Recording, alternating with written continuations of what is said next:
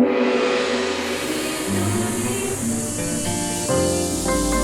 TV Channel 3, Jembatan Pencerahan.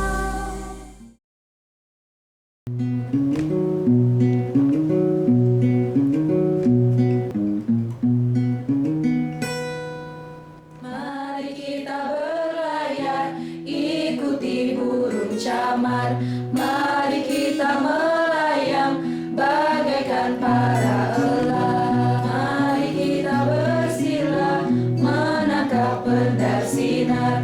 Mari kita sembahyang, mencari heningnya surya.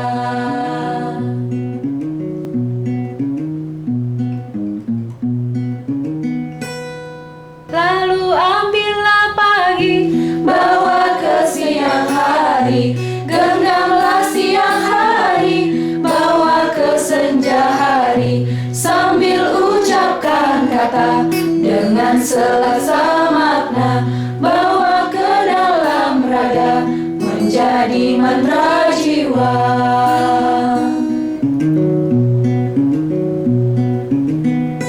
Lalu ambillah pagi, bawa ke siang hari.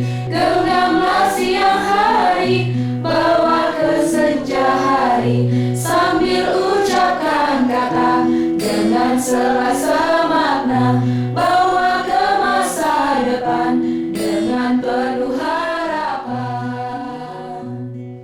Pemirsa TV Napi Orti, kita jumpa lagi dalam TOS, tayangan on the spot berupa tontonan, berisi tatanan dan memberi tuntunan guna meningkatkan kualitas rada dan bakti kita karena Hai TV Channel 3, Jembatan Pencerahan. Bersama saya Dia Farisia, kita awali dengan Wartam Flash, dilanjutkan dengan acara menarik lainnya.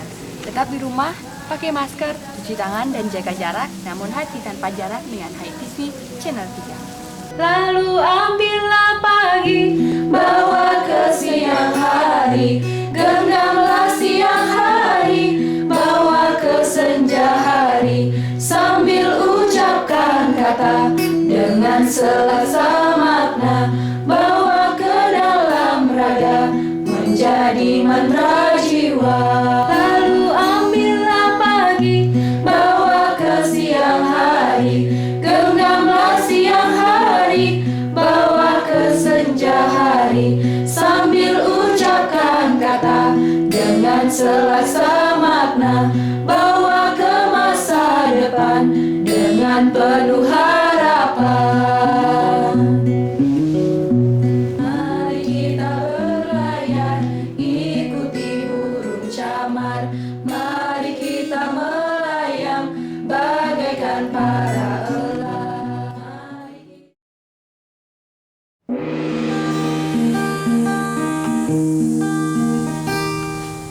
Terima kasih Anda masih bersama Hai TV, Channel 3, Jembatan Pencerahan.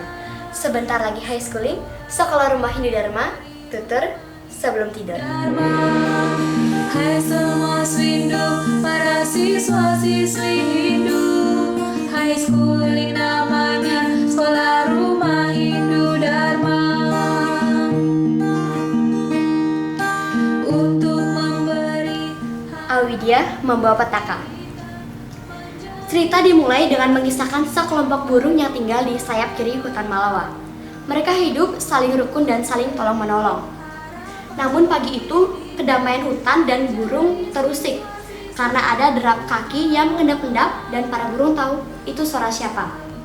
Iya, para serigala yang kelaparan, sehingga tindakan mereka buas dan ganas. Pagi itu hutan gaduh, tak ada lagi ketentraman di kawasan itu karena burung diserang dan dimangsa serigala.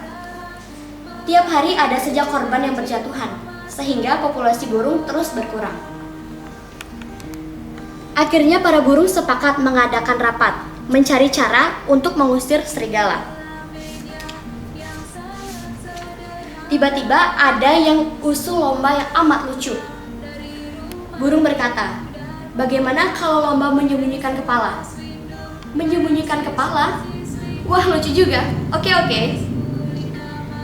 Akhirnya mereka berkumpul di tempat yang telah ditentukan. Masing-masing telah siap mengalahkan lawannya. Kelompok burung dapat giliran pertama untuk menyembunyikan kepalanya. dan hop. Para serigala terkaget melihat burung yang dengan gampangnya menyembunyikan kepalanya.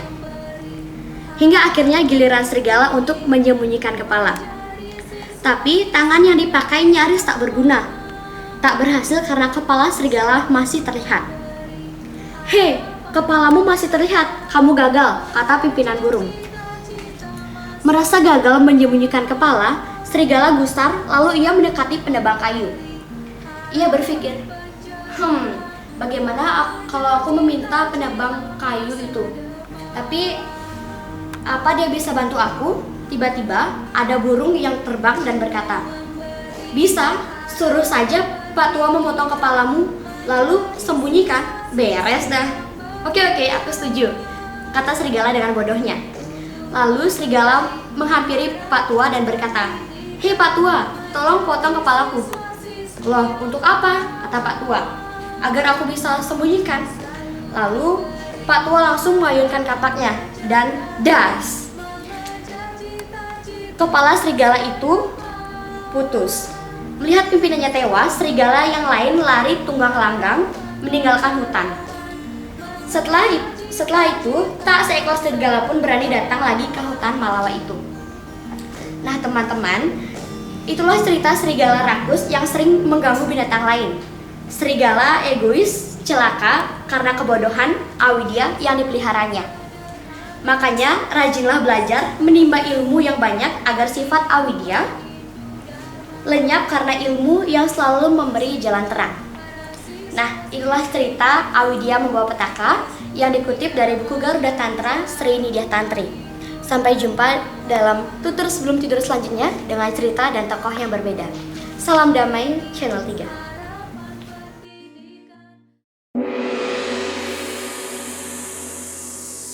Terima kasih Anda sedang bersama Hai TV Channel 3, Jembatan Pencerahan. Saya Indri Gudarwangi, sebentar lagi Anda ikuti Ngopi, Ngobrol Inspiratif. Ngopi, ngobrol inspiratif, mengajak Anda melihat peristiwa dari perspektif berbeda, berbagai tokoh inspiratif.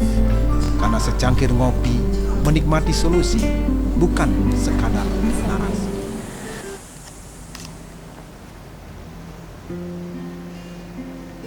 Pemirsa ITV Napi Orti, semoga sehat selalu dalam karunia yang widi. Kita jumpa lagi di Kedai Ngopi Esko, ngobrol inspiratif, exploring, sharing, dan coaching, kupas majalah Wartam bersama Pak Dayu yang akan mengupas tulisannya di majalah Wartam edisi 71 2021 Pintu Hidup Baru. Jika kita buka majalah Wartam, kita temukan tulisan Pak Dayu yang berjudul Memetik Cahaya Siwaratri. Seperti apa setelah yang satu ini?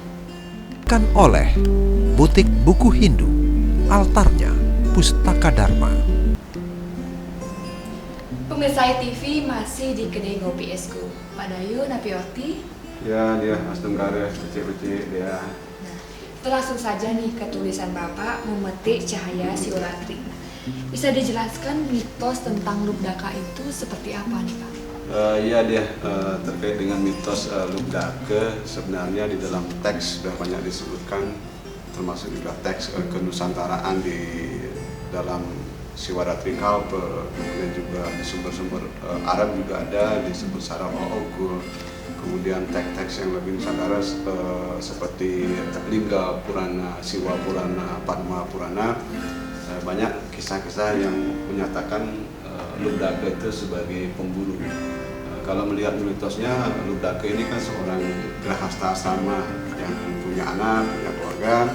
Kemudian di pagi harinya dia berangkat untuk memenuhi keluarganya, swadharmanya, ngajak kanginan ke arah Katekangin ke gunung, melakukan perjalanan untuk memenuhi keluarganya, untuk memenuhi kebutuhan keluarganya.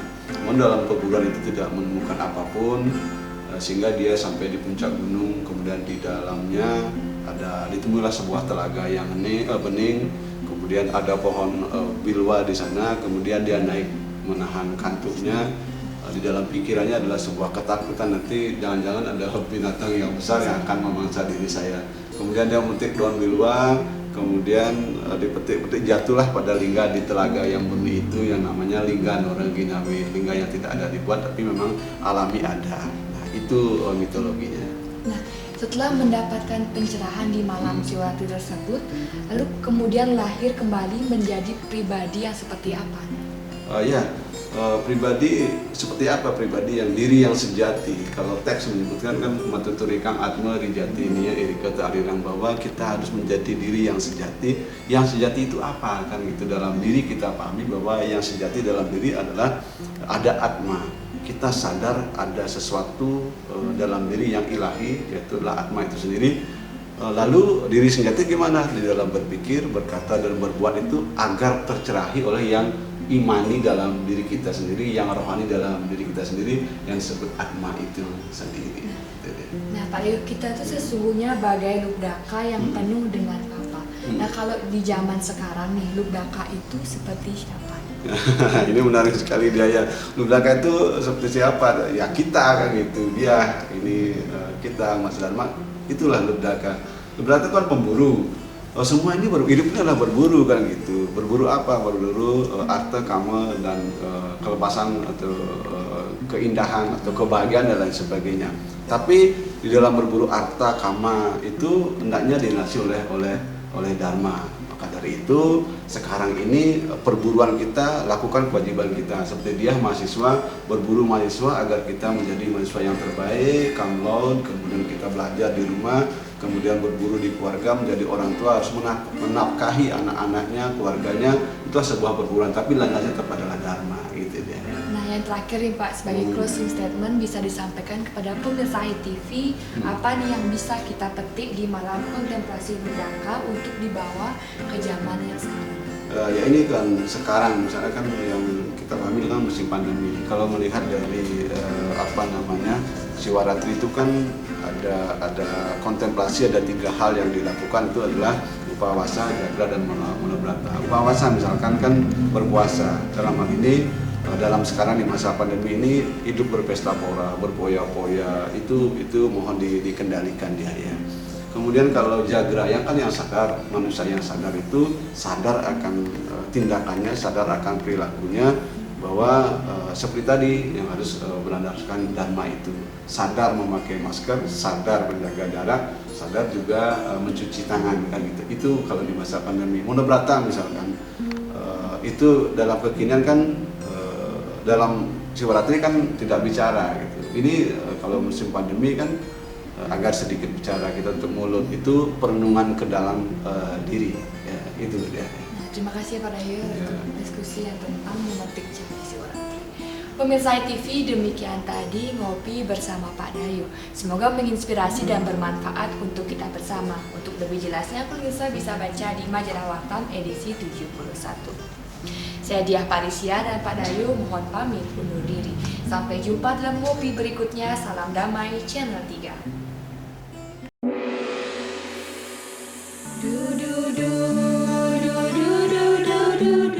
Terima kasih Anda masih bersama HiTV Channel 3, Jembatan Pencerahan yang didukung oleh Duparani. Sebentar lagi, Manik, kata-kata.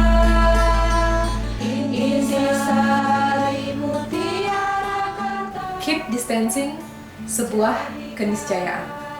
Itulah anjuran pemerintah. Selalu cuci tangan, memakai masker, dan menjaga jarak. Tapi kendati fisik kita berjarak, biarkan hati tetap dekat, bahkan tanpa jarak. Untuk Hindu Dharma, bercahaya. Saya Mia Gandela dari Rumah Hindu Dharma untuk HiTV Channel 3, Jembatan Pencerahan. Berpikir, berkata, berlaksana. Jadikan arah kehidupan. Berikut ini program Jemeti, Cerah 5 Menit akan menemani Anda membuka lebih luas jendela Hindu Dharma untuk pencerahan jiwa.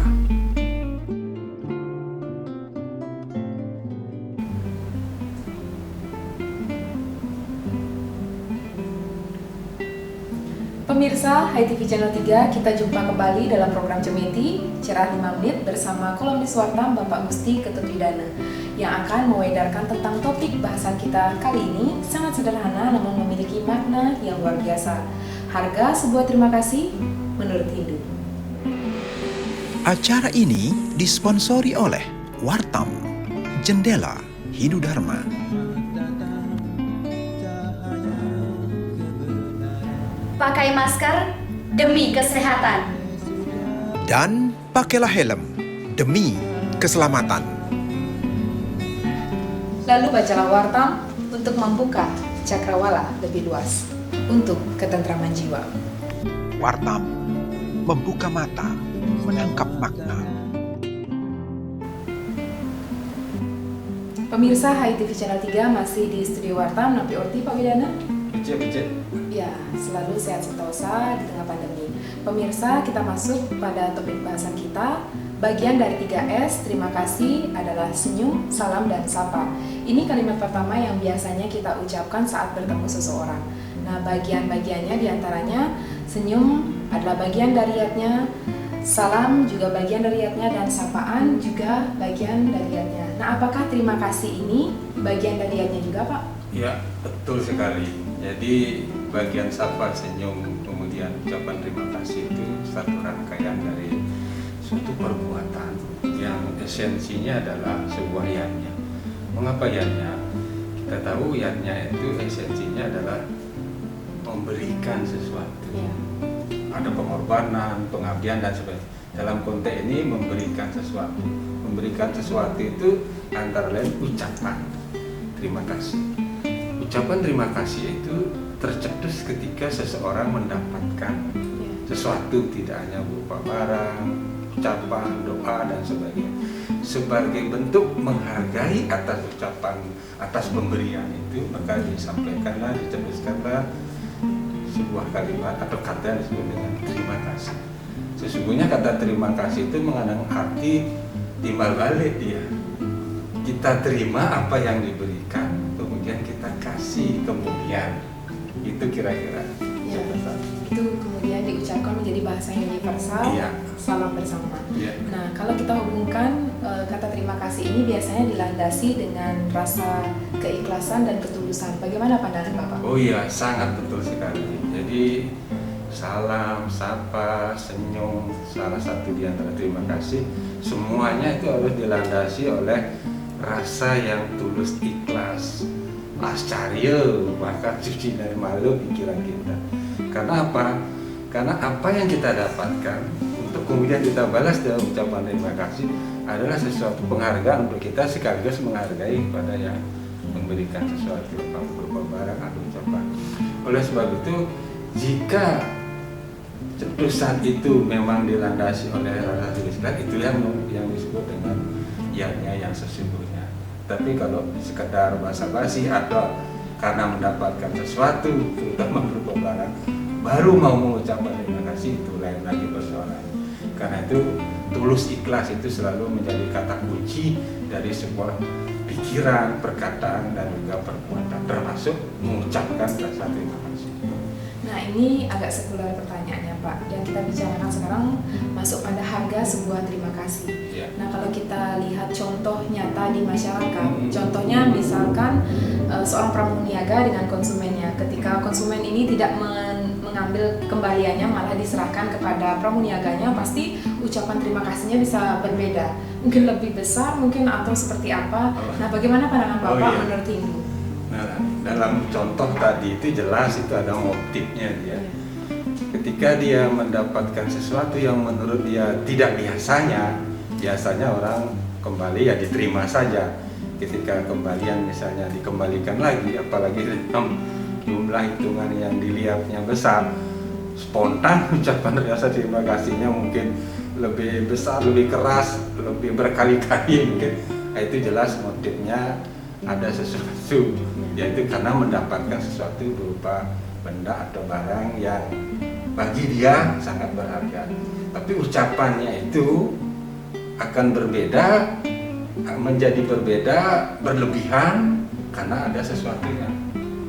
sebenarnya tanpa ada sesuatu pun, apalagi itu pramuniaga dalam contoh memang tugasnya begitu, maka tetaplah untuk memberikan yaknya dalam bentuk ucapan terima kasih itu dengan ikhlas, ada atau tidak sesuatu di balik itu. Kira itu yang lebih tepat. Ya, kalau kita ambil contohnya dalam acara agama Hindu gimana Pak? Terus solusinya? Oh, dalam acara agama itu kan segala sesuatu itu namanya acara, upacara, dan upacara landasannya kan harus wajib itu tulus ikhlas tanpa pamrih kan, itu pengorbanan suci. Jadi kalau dalam konteks kita berupacara akan sangat tanda petik ternoda jika yang kita laksanakan itu tanpa dilandasi oleh rasa tulus ikhlas, dan itu tidak akan berpahala, bahkan sering dikatakan sia-sia. Ya, jadi akhir kalimat dari yang disampaikan Bapak Widana menjadi closing statement dan penutup dalam program Jemeti. Semoga dapat memberikan manfaat dan inspirasi untuk kita bersama. Salam damai, Channel 3.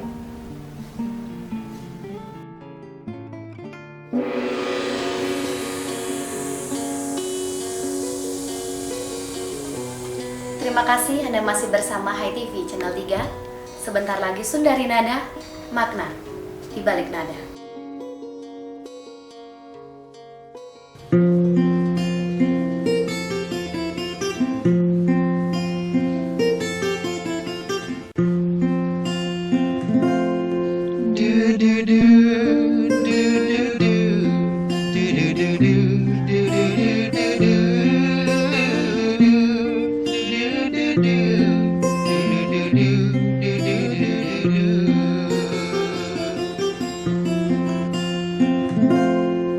Inilah salam kita sebagai wasana kata yang mesti diucapkan mengakhiri pertemuan.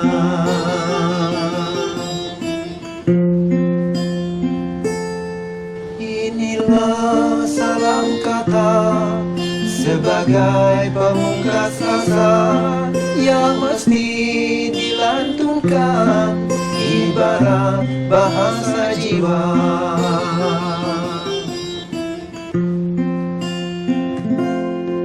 Inilah akhir kata rasa kasih antar sesama yang mesti diujarkan dari dalam jiwa. Lantunan Sundari Nada, makna di balik nada menjadi sajian akhir kebersamaan kita. Semoga melodi dan penggalan liriknya menginspirasi kita, membangun spirit dalam diri dan bermanfaat sebagai pelita jiwa Hindu-Dharma.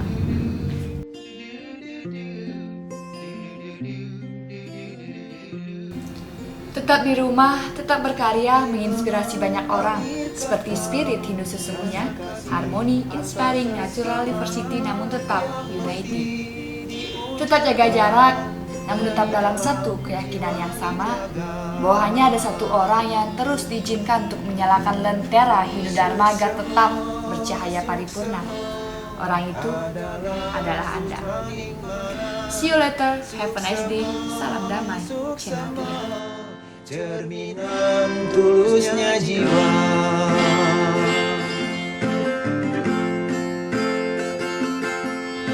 Suksema adalah sukmaning mana. Suksema sadang sami sangkan yang widi. Suksema semoga kita semua bahagia.